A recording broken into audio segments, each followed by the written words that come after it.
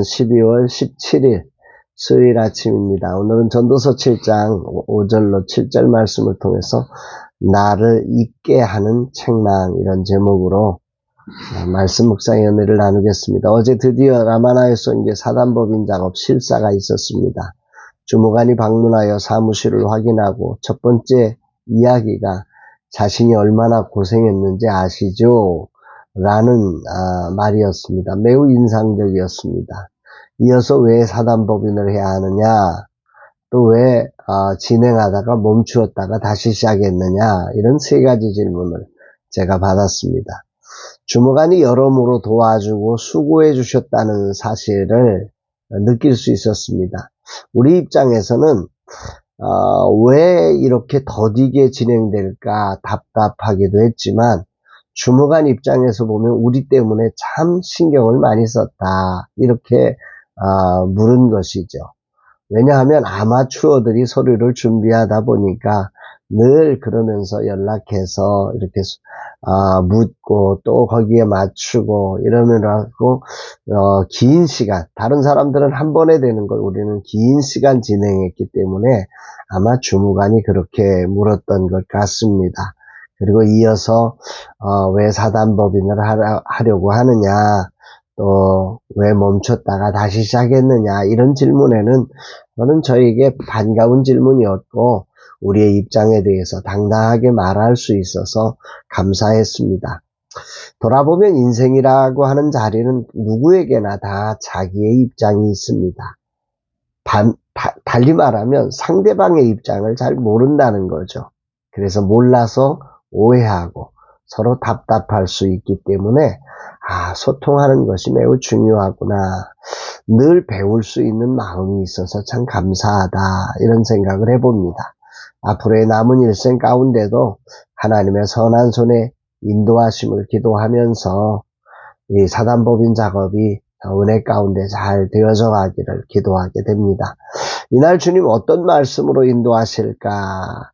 오늘 본문 5절, 6절, 7절은 한 절 한 절 매우 큰 울림을 주는데, 5절은 이렇게 되어 있어요. 지혜로운 사람의 책망을 듣는 것이 우매한 자들의 노래를 듣는 것보다 나으니라. 여기 나오는 이 책망이라고 하는 단어, 이 토카이토라고 하는 히브리어인데요, 바로잡다, 드러내다, 밝히다, 이런 뜻입니다. 그러니까 사실을 분명하게 드러내서 옳고 그름을 분별하게 하는 것을 말할 때 이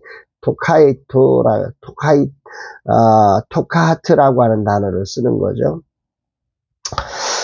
진리를 근거로 해서 무언가를 교정하고 관계를 회복하기 위해서 뭔가를 지적하고 또 삶의 방향을 세우려고 하는 어떤 훈계들, 이런 것들을 통칭해서 아마 토카하트라고 하는 책망이라고 하는 단어로 사용한 것 같습니다. 이 말은 상대의 인격을 무시하거나 공격하기 위한 의도가 아니라 회복과 성숙을 이루는 것이 목적인 단어죠.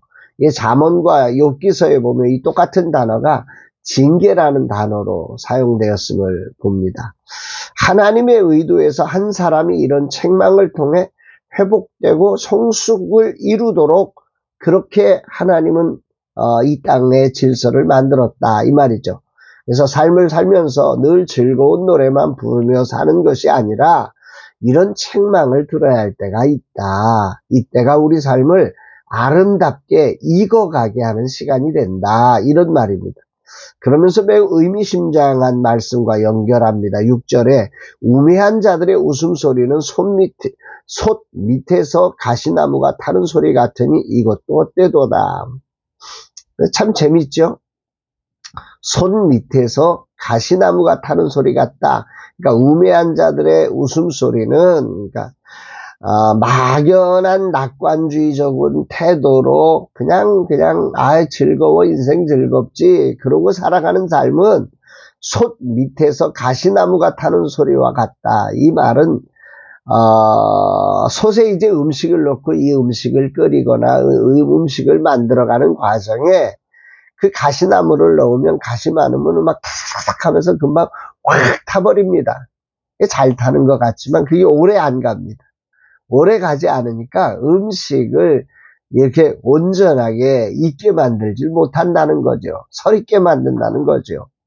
우매자의 웃음은 그렇게 가시나무가 요란하게 소리를 내지만 순간적으로 뭔가 막 불을 막 내는 것 같지만 오래 견디지 못해서 결국은 익어가지 못하게 하는 것처럼 인생이라고 하는 그 삶을 살면서 우매자의 웃음소리에 취하면 우리 인생이 그렇게 된다 이런 얘기죠. 반면 지혜자의 책망은 삶을 오래도록 이렇게 익어가도록 해서 정말 오래 남게 하는 이런 지혜가 있다 이런 말입니다. 그러면서 이제 마지막 7절에서는 탐욕과 뇌물이 지혜자의 분별력을 잃게 만들고 있으니까 이 분별력을 갖고 지혜자의 책망을 잘 들어야 한다. 이런 말씀으로 이렇게 마무리를 하는 것 같습니다. 여기서 이제 지혜로운 삶이라고 하는 것을 생각해 보게 됩니다. 기분 좋은 말에 머무르지 않고 지혜로운 삶이라는 것은 삶을 있게 하는 책망을 들을 수 있는 귀, 들을 수 있는 마음, 들을 수 있는 감성, 이런 것들이 바로 지혜로운 삶이다. 이렇게 말씀을 하고, 이런 마음, 이런 태도를 가지려고 하면 어떤 즐거움에 취하거나 탐욕, 또 뇌물, 이런 것들의 마음을 빼앗기지 않고 진리라는 기준 하에서 이런 것들을 겸손히 들을 수 있는 자가 되어야 한다. 이런 말씀을 하고 있습니다. 오늘 주님은 이 말씀을 통해서 내게 무엇을 말씀하시는 걸까? 인생은 모든 순간 귀가 열려 있어야 한다라고 하는 거죠. 특히 우리가 원하는 자리가 아닐 때, 우리가 원하는 자리와 다른 상황이 펼쳐졌을 때에도 겸손히 들을 수 있는 마음, 들을 수 있는 태도가 필요하다. 우매자의 웃음으로 인생은 결코 익어질 수 없다. 이런 말씀을 합니다.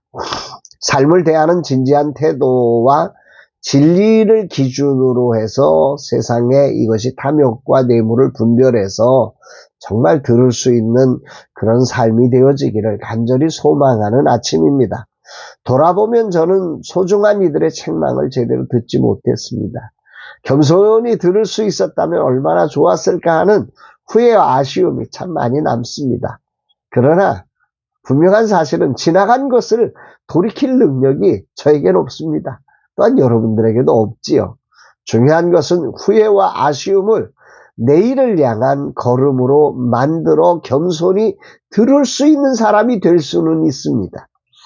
내 입장만 주장하고 내 욕망이 이끄는 대로 내 비율을 맞추는 사람에게 빠지지 않고 진실로 내 삶의 순간순간 진리를 기준으로 분별하고 들어야 할 소리를 겸손히 들을 수 있는 사람이 되어야 함을 다짐하게 됩니다.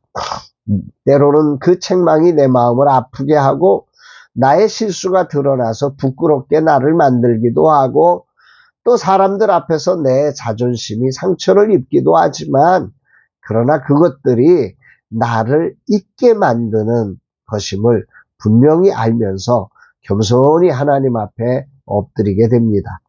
내가 왜 그동안 지혜자의 책망을 듣지 못했을까라는 생각을 해봅니다. 돌아보면 두려움이 있었고 또 교만함이 있었고 자존심 내세우고 또 내 안에 있는 어떤 뭔가를 지금 이루어야 하는 욕망들 그리고 누군가의 비교 또 나의 게으름, 나태함 이런 것들이 생각이 납니다. 전도자의 고백과 유사한 부분임을 발견하지요. 막연한 낙관주의적인 태도를 버리고 하나님의 진리라는 분명한 기준 위에서 실패를 두려워하지 않고 겸손히 회개하는 마음으로 책망을 들을 수 있는 자가 되기를 다짐합니다. 오늘 주님은 내게 지혜자의 책망을 들으라고 외치시는 것 같습니다. 적당히 숨지 말고 드러내어 교정해야 할 부분을 교정하는 자가 되어야 합니다. 그렇다면 내 삶에 오늘 들어야 할 소리, 나를 잊게 만드는 소리는 뭘까? 우매자들의 웃음소리, 즉 막연한 낙관적인 태도, 이것이 오늘 제가 꼭 들어야 될 모습이 아닌가, 반응해야 될 자리가 아닌가 생각이 됩니다. 주님이 이제 전반전의 삶을 정리하고 후반전을 준비하면서 막연한 낙관주의를 버리고 진리에 기초하여 분명한 삶을 준비하게 하옵소서. 지혜자의 책망에 귀가 열려 오늘도 겸손히 듣고 반응해서 익어가는 삶이 되게 하옵소서. 오늘도 진리의 길을 열어주심에 감사드립니다. 사랑하는 여러분, 나를 기쁘게 하는 말보다 나를 잊게 하는 말에 마음과 귀를 열어 살아가는 복된 날 되어서 저와 여러분의 인생이 어제라는 자리의 한숨과 아쉬움과 두려움에 빠져서 오늘을 연장선에서 살아가는 사람이 아니라 정말 그걸 걸음 삼아서 오늘을 새롭게 창조해가는 거룩한 하나님의 사람들 되시기를 주의 이름으로 축복합니다. 사랑합니다, 여러분.